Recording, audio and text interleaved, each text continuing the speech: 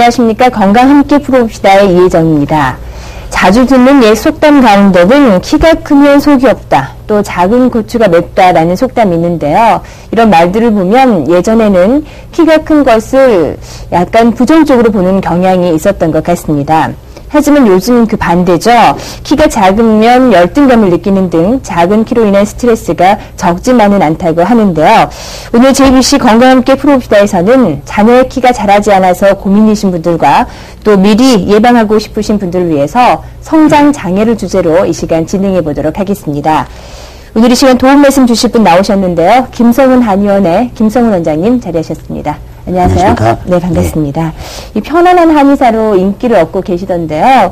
이 한방으로 성장 클리닉을 개설한 특별한 계기가 있을까요? 예. 보시면 아시겠지만 저도 큰 키가 아닙니다. 네. 제가 병원에서 키를 재보면 162 정도 나오거든요. 그리고 제 집사람도 저보다 한 1cm 적은 키를 가지고 있습니다. 그래서 우리 애들도 이렇게 나처럼 이렇게 키가 작으면 어떨까라는 네. 그런 걱정을 가지고 시작했는데, 지금 우리 큰애를 보면은 초등학교 들어갈 때 동료 친구들보다는 주먹 하나 정도 작았어요. 근데 지금 현재 5학년인 지금 현재는 주먹 하나 다 큽니다. 네. 그래서 우리 큰놈이 참 저를 위해서 많은 그 PR을 하고 있는 것 같습니다. 네, 그래요. 이 말씀을 들어보니까 부모의 키가 작아도 아이들은 어느 정도 클 수 있다는 말씀이신 것 같은데, 네. 키는 보통 유전적이라고도 많이 알고 계시잖아요. 네. 어떤가요? 그렇죠. 지금까지 우리들은 키에 대해서 부모가 크면 자식도 크고, 네. 부모가 작으면 자식도 작다, 단순히 어떤 그런 식으로 사고방식으로 생각했는데, 지금 우리가 그 과학적으로 분석을 해보면은 유전적인 인자는 약 23%, 그 다음에 그 영양적인 요소가 31%, 네. 그 다음에 운동적인 요소가 20%, 그 다음에 수면 상태가 약 16%, 네. 그 다음에 기타 약 10%로 표현되는데요. 물론 가장 중요한 것은 부모의 애정, 관심 이런 것들이 키 크는데 가장 중요한 요소가 아닌가 싶습니다. 그렇다면 아이들의 성장장애에 지장을 주는 요인에는 어떤 것들이 있을까요? 예, 여러 가지가 있겠습니다만은 일단은 우리가 유전적인 인자도 배제할 수 없기 때문에 부모의 키가 작은 경우죠. 네. 아빠가 약 165cm 이하가 된다든가 엄마가 155cm 이하가 된다든가 이런 키를 가지고 있을 때, 그다음에 출생 시에 미숙아로 태어나서 체중이 저체중아로 나타났다든가, 그다음에 엄마가 임신 중에 많이 그 체력적으로 또 입덧을 심했거나 임신 중독 등이라든가 이런 것으로 고생을 했거나, 또 임신 중에 뭐 알코올이라든가 담배를 피웠다든가 이런 또 원인도 될 수 있고요. 또 하나는 주위 환경이 안 좋아서 불안해하고 정서적인 스트레스를 받거나 또 학업에 대한 많은 그 스트레스 상태에서 그 성장 호르몬 분비로 저하가 때문에 여러 가지 안 좋은 영향을 받게 되고요. 요즘은 2차 성징이 빨리 도래하는데 2차 성징이 빠른 사람들도 네. 그 성장이 장애가 있을 수 있고요. 또 하나는 가정 불안입니다. 이렇게 가정이 편안하고 아이들로 하여금 그 정서적으로 편안한 상태에서 성장할 수 있는 기회를 줘야 되는데, 그 부모가 가정 불화가 있거나 또 하나는 그 여러 가지로 그 결손 가정 이런 경우에도 성장 장애가 있는 걸로 나타나고 있습니다. 많은 분들이 성장에 대한 잘못된 상식을 가지고 있다고 합니다. 자녀를 두신 부모님들이 아이 키에 대해서 어떤 생각을 갖고 있는지 저희가 직접 만나봤거든요. 화면으로 만나보시죠. 우리 아이가 자고 나면 무릎이 쑤시고 아프다는 말을 자주 하는데, 다른 사람 말을 들어봐도 키가 크려니까 아픈 거라고 하던데 아닌가요? 네, 몸은 좀 뚱뚱하고 키가 좀 적거든요. 그러니까 나중에는 저 몸 뚱뚱한 거 없어지고 키가 이쁘게 커질 수 있습니까? 어렸을 때 근육이 많이 굳어버리면은 키가 안 자른다는데 그게 사실인가요? 저희 같은 경우는 그 옆에 사람들이 많이 그런 소리를 하길래 그냥 운동을 안 시켰는데 그게 어떤 경향이 비친지 원장님한테 여쭤보고 싶습니다. 네, 아주 다양한 질문들이 있었는데요. 먼저 무릎이 쑤시고 아프다는 말들 많이 한다고 하네요. 성장통에 그 보면은 보통 4세에서 10세 아이들이 양쪽 다리가 아프다고 이야기를 합니다. 네. 또 여자애들 같은 경우는 팔이 아프다고 그렇게 표현하는 애들도 있고요. 그다음에 잠자리에 들면서 무릎이라든가 넓적다리가 아프다, 주물러주라 이렇게 이야기하는 애들도 있고요. 그다음에 낮에는 괜찮다가 밤에만 되고 이때만 아프다고 그러고 아침이 되면 또 전혀 씻은지 아프지 않다고 이야기를 합니다. 그다음에 이것이 또한 스트레스도 하나의 원인이 됩니다. 스트레스를 받아도 성장통 원인이 되고요. 보통 성장통은 특별하게 병이라고 볼 수는 없지만은 우리가 건물을 짓더라도 건물을 지을 때 건물을 짓는 자재가 필요하고 하나는 인력이 필요하듯이 지금 현재는 아이가 자라는 인력은 충분한데 자재가 부족하다는 겁니다. 그래서 자재가 부족하니까 이것을 충분히 영양 공급을 시킴으로써 그 성장통을 예방할 수 있고 사실 이 성장통이 있을 때 성장 클리닉 치료를 하는데 가장 좋은 적기가 아닌가 생각합니다. 네, 영양 공급이 필요할 때군요. 네. 또 뚱뚱하다는 그런 질문도 있었어요. 뚱뚱한데 나중에 이렇게 키가 클 것인지 어쩔 것인지 네. 어떤가요? 예. 이 차트를 보면서 제가 설명드리겠습니다. 우리가 특히 여성에 있어서 어렸을 때는 다른 애들보다 이렇게 키가 크면은 얘가 나중에도 키가 크겠지 그리고 안심을 하고 이렇게 지내는 부모가 있는데요. 사실은 여성들에 있어서는 이 지방질이 많이 체내에 쌓일수록 여성 호르몬 에스트로겐 합성이 빨라집니다. 그래서 초경이 빨리 오게 됩니다.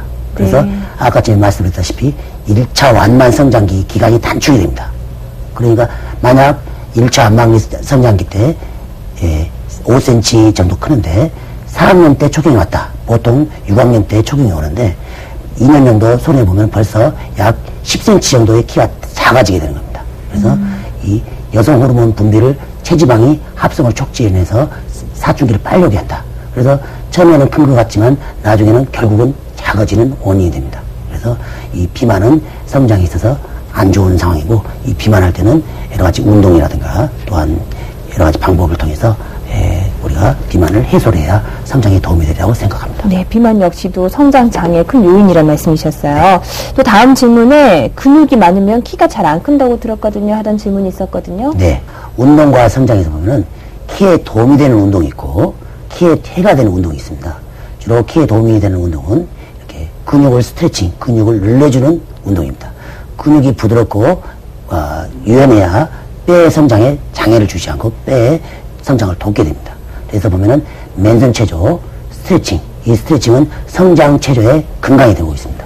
수영, 줄넘기, 배구, 농구 이런 그 운동을 해야 되고 주로 운동은 지구의 중력 방향에 반해서 성장판을 자극을 줄 수 있는 운동을 해야 됩니다. 그러나 키에 해가 되는 운동은 근육을 강화시킵니다. 근육을 딱딱하게 해서 뼈가 자라는데 자라지 않게 잡아서 뼈의 자람을 방해를 하는 작용을 합니다. 그래서 기계체조를 한다든가 또 마라톤, 유도, 레슬링 이런 운동을 하게 되면은 또 특히 역도 같은 운동이 되면 근육이 긴장이 되고 근육이 단단해져서 뼈의 성장을 방해를 하게 됩니다. 그래서 보면은 마라톤이라든가 기계체조, 레슬링, 역도 선수 보면 대부분 키가 작은 이유가 그것이 아닌가 싶습니다. 네, 성장에 도움을 주는 운동과 또 해가 되는 운동도 잘 확인하셨으면 좋겠네요. 네. 성장 장애하면 가장 먼저 떠오르는 게 성장판이거든요. 아까 선생님께서도 잠깐 언급하셨는데 성장판에 대해서 조금 설명을 해주신다면요. 성장판에 대해서 이야기하기 전에 먼저 우리가 골연령과 역연령에 대해서 이야기를 해보겠습니다. 골연령이라는 것은 이 사람이 얼마나 실제적으로 성숙해 있는가 그걸 의미하고 또 하나는 역연령이라는 것은 이 사람이 태어난 지 얼마나 됐는가. 지금 우리가 성장치료에서 가장 중심은 역연령이 아닌 골연령입니다. 그 골연령을 보는 데 있어서 가장 중요한 인자가 바로 성장판인데 이 성장판에 대해서 보시면은 이 왼쪽의 그림은 소아의 골 상태를 찍어놓은 사진이고요. 오른쪽의 사진은 성인의 뼈 사진입니다. 보면은 이 화살표가 있는 부분들이 성장판들입니다. 이렇게 어깨, 팔목, 무릎, 발목 이런 부분에 다 성장판이 있기 때문에 이 긴 다리에서 성장판이 뼈가 차오르고 자라나면서 마치 우리의 식물의 눈처럼 그쪽에 자라는 생장점이 있습니다. 그래서 그 생장점이 자라나면서 키가 커지는데 우리가 이 그림을 보면은 이 부분이 바로 성장판이 있는 자리입니다. 그래서 이 부분에 영양이 공급이 되고 성장 호르몬 팩터가 그 성장에 대해서 여러 가지 요소를 설계도를 주면은 여기서는 영양분을 섭취해서 키가 자라게 되는 겁니다. 근데 어른들 같은 경우는 이 성장판이 완전히 닫혀버리기 때문에 네. 더 이상 키가 크지 않고 최종 성장으로 달아나는 원인이 됩니다. 다음으로는 우리가 골 연령별로 우리가 뼈 사진을 보면서 설명을 드리겠습니다. 네. 지금 왼쪽 상단에 있는 이 그림은 아직 2차, 1차 완만 성장기에 있는 아이의 뼈 사진으로서 발 뒤꿈치 보면은 여기서 골이 하나 더 생성이 되는데 그 골이 안 보이고 있습니다. 그 다음에 오른쪽 상단의 그림 보면은 이 뒤쪽에 그 성장판이 하나 생기면서 뼈가 자라기 시작하고 있습니다. 이때가 보통 만 8세 골연령으로 나타나는 시대고요. 그 다음에 왼쪽에 하단의 그림 보면은 뼈가 자라서 하얀 검정 선이 있고 이 부분이 이제 붙을러 하고 있습니다. 뒤꿈치 뼈에. 근데 이때가 바로 사춘기 직전의 상태를 우리가 의미하고 있고요. 이 상태는 완전히 사춘기에 접어들어서 이미 급성장기가 시작된 후의 상태로서 이런 상태를 보고 우리가 이 사람이 앞으로 얼마나 클 수 있겠구나 라는 것을 알 수 있습니다. 다음으로는 남성과 여성의 골 연령의 차이와 그다음에 어른과 소아의 손목의 뼈를 보면서 말씀을 드리겠습니다. 먼저 소아와 성인의 뼈 상태를 보면은 네. 손목을 보면은 이것은 12개월 된 소아의 손목의 뼈입니다.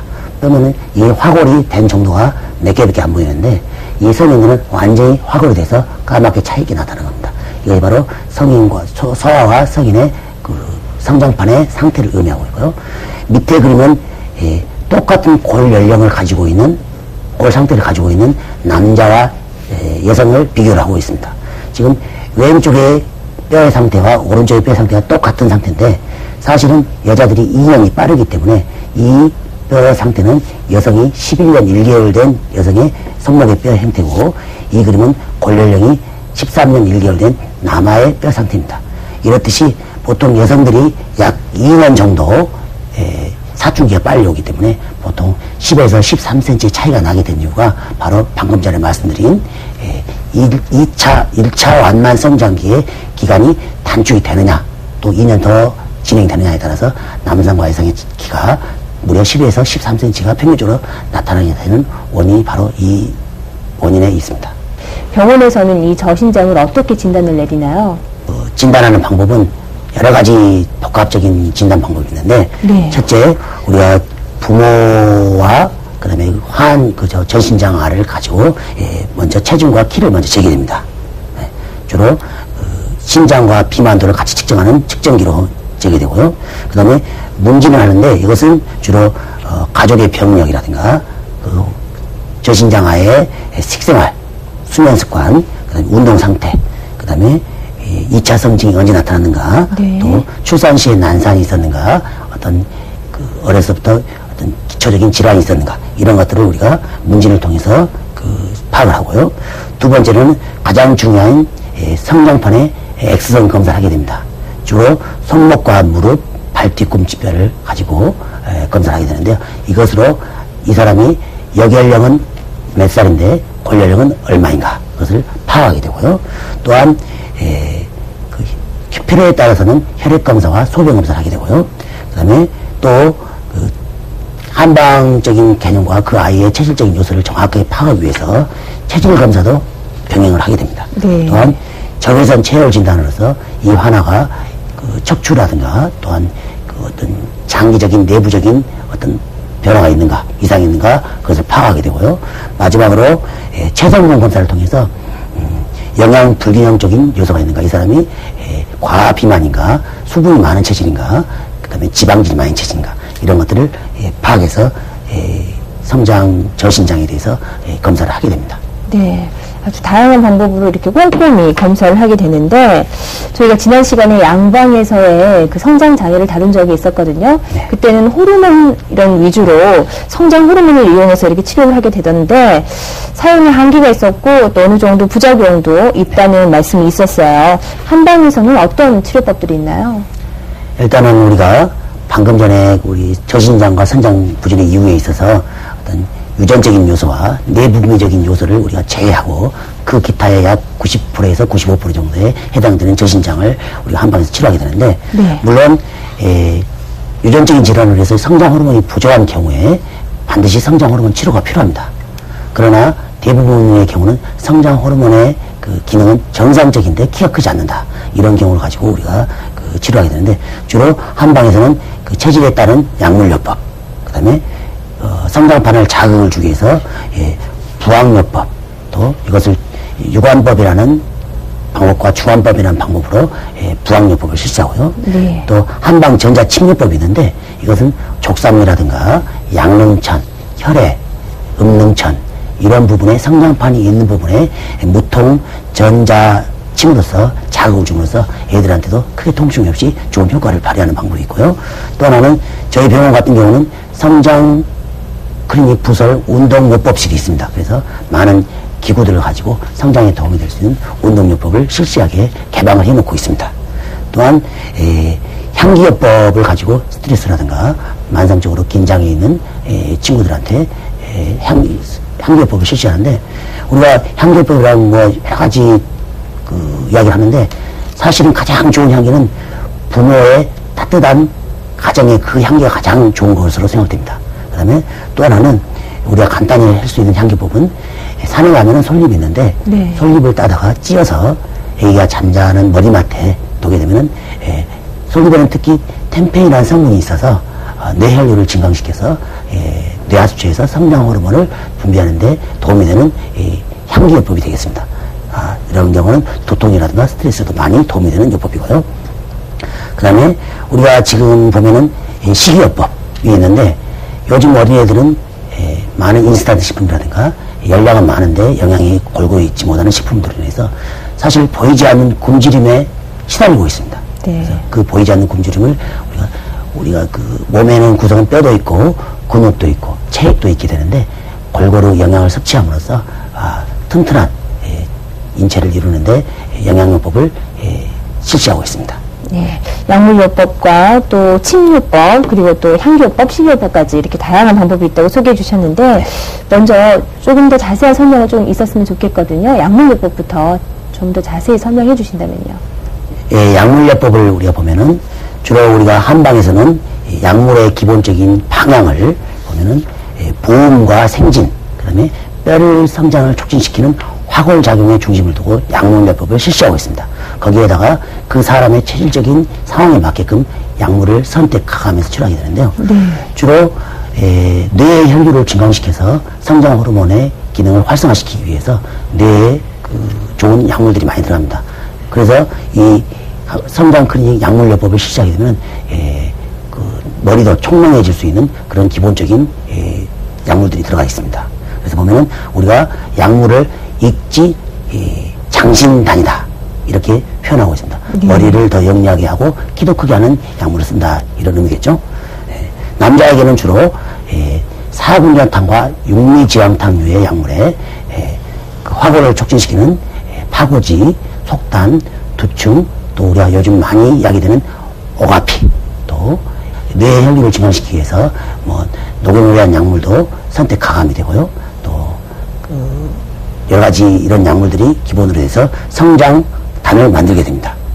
혹시 한약을 먹고 키는 자라지 않고 살이 찌는 거 아닌가, 이렇게 걱정하시는 분들도 계실 것 같거든요. 예, 제가 임상하다 보면은 그런 이야기들을 많이 듣습니다. 그래서 이런 이야기들이 왜 나왔을까를 생각해 봤는데, 사실은 우리가 약물을 보면은, 한약을 보면은 풀뿌리, 네. 나무 껍질, 그다음에 잎사귀입니다. 사실 보면은 우리가 먹는 그 야채라 합시다 하는 상태죠. 근데 그거는 영양분이 없을 거 아닙니까? 근데 그걸 먹고 살찐다. 그것은 약물로서 인해서 인체 신진대사 촉진되고, 또한 그 식욕이 증강되고, 그래서 이런 상황으로서 나타나지 않은 약인가 하는데, 바로 이것이 약물을 통해서 우리가 인체의 변화를 초지하는 예측할 수 있는 건데, 이때 살이 안 찌게 하기 위해서는 같이 운동요법과 네. 또한 여러 가지 성장에 치료해야 되는 여러 가지 다른 요법을 같이 겸해서 한다면은 살이 안 찌고 다시 그것이 키로 가는 그런 좋은 효과가 있지 않을까 생각합니다. 예. 이런 약물요법으로 치료하게 되면요, 대략 어느 정도 복용하게 되면 효과를 볼 수 있을까요? 예, 치료 효과에 대해서는 저희들이 보통 환자들한테 2달 단위로 약물을 쓰게 됩니다. 이 차트를 보면서 설명을 드리랍니다.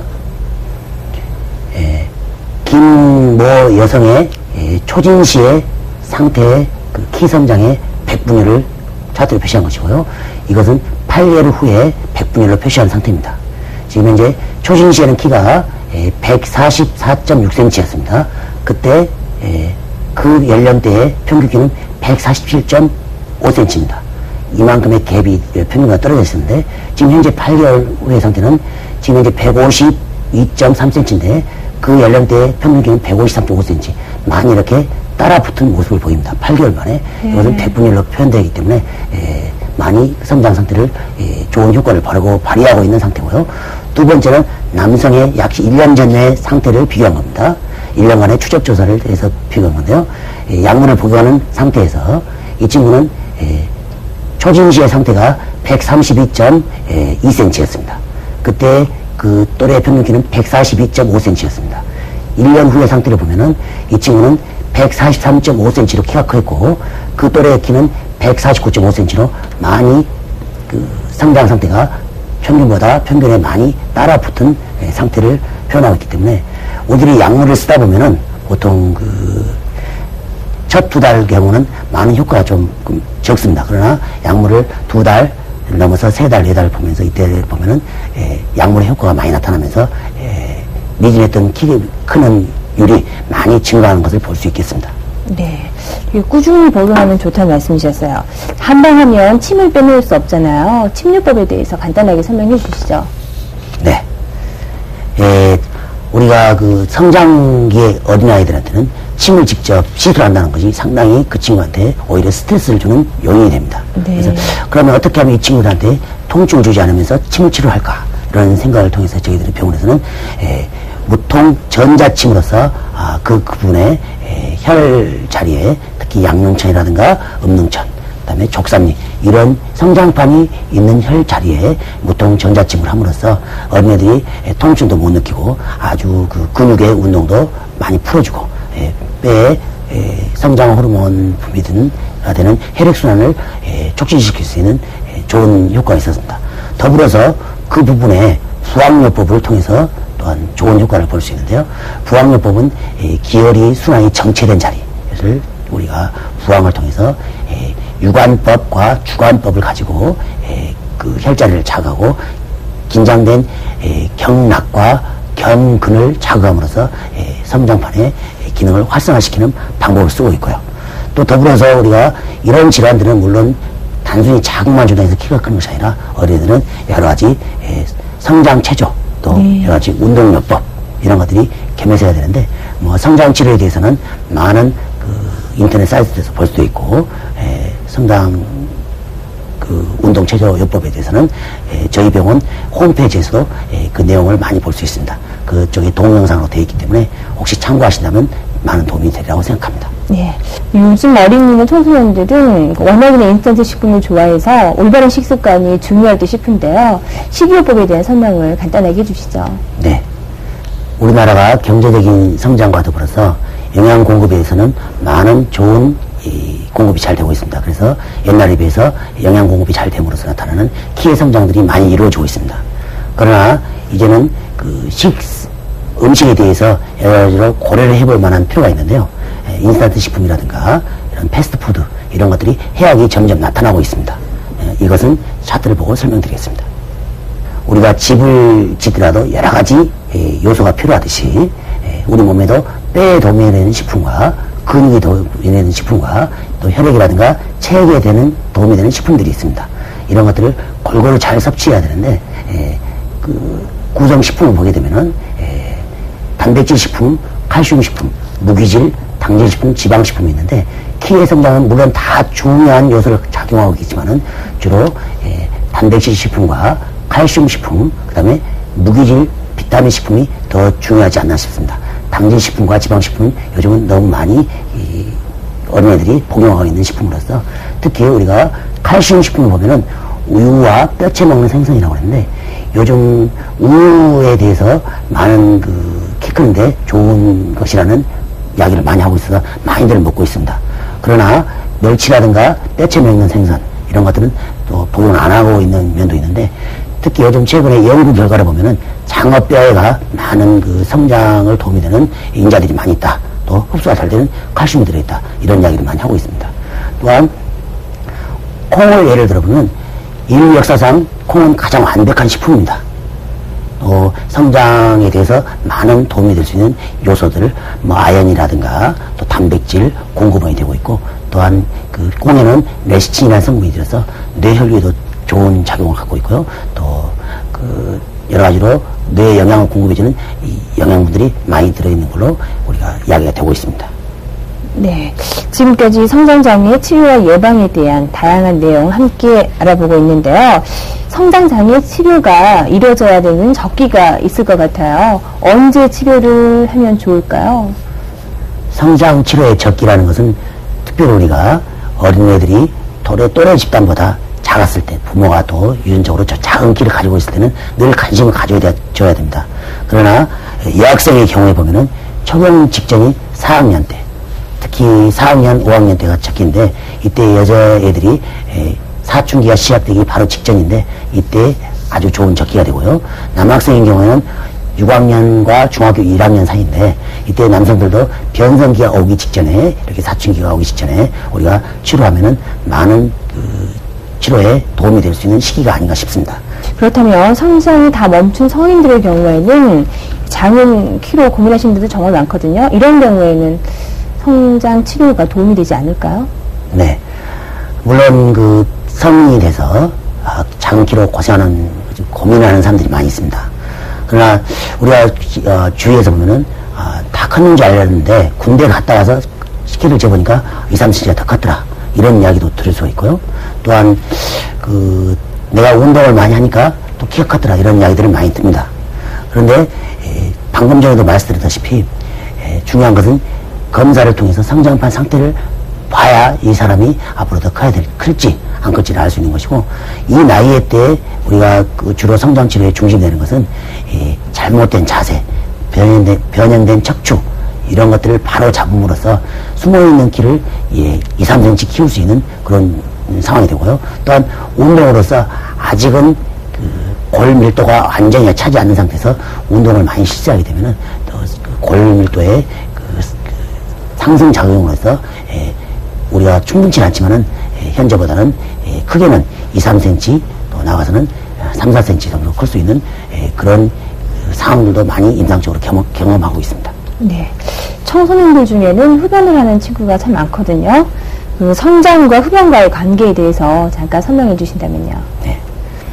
흡연에 대해서는 우리가 언론의 매체를 통해서 참 안 좋다는 것들을 많이들 알고 있습니다. 또한 요즘 최근에 검사를 보면은 상태를 보면은 좀 흡연 인구가 좀 줄어든다, 이런 상황에서 봤을 때 의뢰인을 한 사람으로서 상당히 좋은 상황이 아닌가, 그런 마음을 갖게 되는데, 아직도 보면 중학교 때, 빠르면 중학교 초반기에 담배를 접하는 청소년들이 있습니다. 이런 상황에서는 우리들이 담배에 대해서, 해악에 대해서는 충분히 그 친구들한테 이야기를 함으로써 그 담배를 끊게 해야 되는데, 이 내용은 제가 차트를 보면서 말씀을 드리겠습니다. 네. 이 차트를 보면은 물론 흡연은 이 기관지 쪽에 많은 해독을 줍니다. 이것은 싱싱한 담배를 피지 않은 사람의 폐고요. 이 폐는 담배를 많이 피는 사람의 폐 상태를 나타내고요.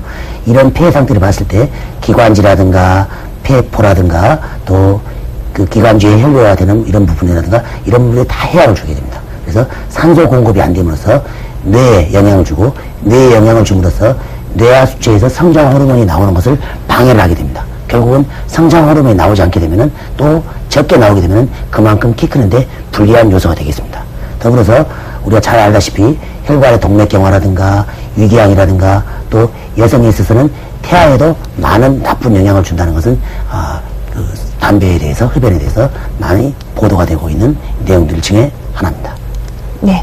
JBC 건강 함께 풀어봅시다. 오늘은 성장 장애를 주제로 진행하고 있습니다. 다음은 여러분의 궁금증을 풀어드리는 시간입니다. 첫 번째 사연입니다. 저는 중학교 다니는 남자아이를 둔 엄마입니다. 요즘 저희 아이가 성에 대한 호기심이 커가는지 자꾸 자위를 하는 눈치가 보입니다. 자위를 하면 키가 크지 않는다는 말을 들었는데요. 그렇지 않아도 작은 키가 더 크지 않을지 걱정입니다. 하셨거든요. 네. 사실 이 질문에 대해서는 많은 그 청소년들과 또 부모로부터 듣는 이야기 중 하나입니다. 네. 우리가 인간의 동물적인 면을 봤을 때 결국 우리 인간은 궁극적인 목적이 개체의 성장과 또한 더불어서 종족의 번식에 있습니다. 지금 개체의 성장이라는 면을 봤을 때는 성장 호르몬이 주관하게 되고요. 종족의 번식이라는 면을 봤을 때는 성 호르몬이 주관하게 됩니다. 그런데 종족의 번식기가 아닌 개체의 성장기인 이때에 어떤 이런 자위를 통해서 에너지의 방출을 필요 이상으로 방출한다든가 이렇게 되면은 사실은 성장에 도움은 안 됩니다. 네. 또한 자위를 함으로써 오히려 성장 호르몬의 분비를 저해하고 성 호르몬의 촉진을 시켜서 2차 급성장기가 빨리 끝나게 할 수 있는 요인도 되기도 합니다. 결국 우리가 이런 자위를 할 수 있고 이런 상황들은 그런 조건들과 그런 분위기를 조성하지 말아야 될 것이고, 또한 청소년들은 이러한 에너지의 배출을 단순히 이런 분야보다는 학업에 열정을 둔다든가 또한 운동을 해서 승화를 해야 되지 않을까라는 생각을 하고 있고요. 또한 이런 상황들은 우리가 사춘기가 완전히 지난 상태라면은 우리가 어떤 특별하게 문제가 없겠습니다만은 그 전이라면 조금은 자제를 해야 하지 않는가 이렇게 생각을 하고 있습니다. 네. 다음 사연입니다. 초등학교 1학년 아이의 엄마입니다. 우유가 성장에 도움이 된다고 하는데요. 저희 아이는 우유를 먹으면 체하거나 설사를 합니다. 우유로 인한 설사가 오히려 칼슘을 빼앗아 간다는 소리를 들었는데요. 우유를 먹이지 말아야 할까요? 하셨거든요. 네. 이 질문도 우리가 음식에서 우유가 칼슘이 많이 들어있는 식품으로서 키 성장에 도움이 된다. 이런 면에서 우유에 대해서 말씀을 많이 하시는데요. 사실 우리나라 사람들은 나이 든 분들은 이렇게 우유를 많이 먹지 않았는데 요즘 어린애들은 많이들 먹고 있습니다. 특히 우유를 먹게 되면 설사한다. 바로 먹으면 설사한다. 이렇게 하겠는데 보통 우리가 음식을 먹게 되면은 10시간 정도 지나야 금방 섭취하는 음식이 밖으로 나가게 됩니다.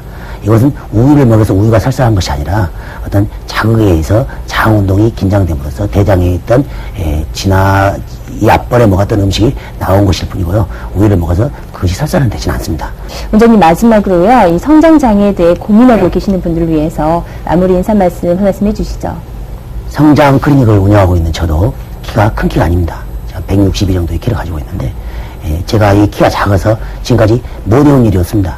여러 가지로 생활에 있어서 불편한 감이 없었는데 요즘 어떤 매스미디어의 어떤 홍보라든가 이런 상황 때문에 마냥 키가 크려고 하는 그런 상황들이 나타나고 있는데, 사실 키가 크다는 것은 상당히 경제적인 효과에서는 많이 안 좋은 면들이 있죠.